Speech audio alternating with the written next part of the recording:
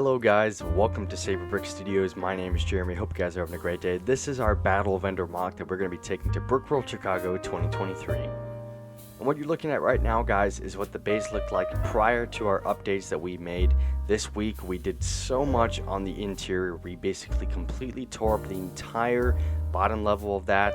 We're going to keep some of the elements the same. We're going to build that hangar door. You're going to see a couple of changes throughout, and of course a lot of the pink filler brick and other stuff like that is going to be filled in and kind of closed in with some gaps, some wedges, some tiles and all that. We also want to change up the generator room a little bit. We want to kind of raise it up because we have that entire back base plate that you see there, basically an entire 3 little 16 by 16 base plates open for the taking there. We're going to use some detailed parts like those to kind of spice this up. So we first have to start off by taking off a lot of the tiles, adding in some stuff. We decided to go with snot bricks and build kind of on an angle because the whole base is on a 35-degree angle.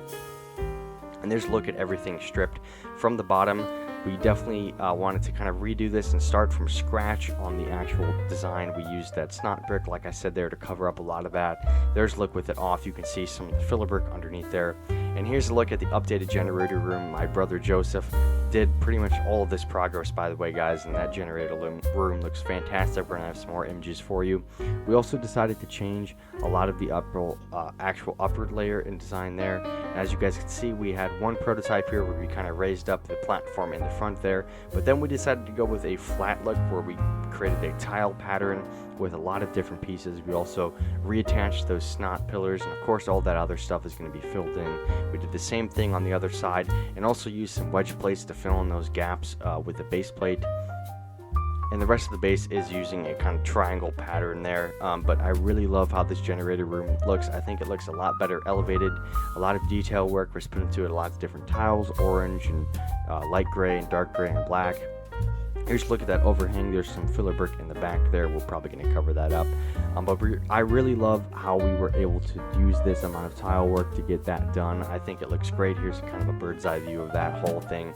It's a huge, massive project. Obviously, it's on an entire 48 by 48 gray base plate and an additional, basically, half base plate with 2 16s.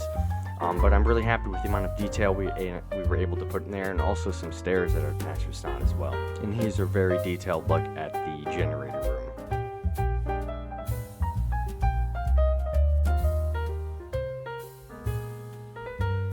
And of course, guys, this is all modular, so this entire section can come apart like that very easily and ready to be transported to Brickworld.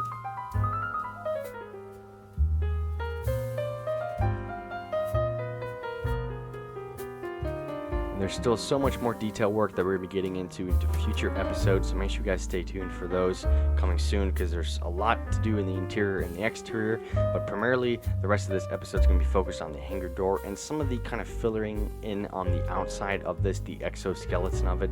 We really want to make everything look really, really compact and concise, like it all flows together. And here's a look at everything that we've done so far inside the base.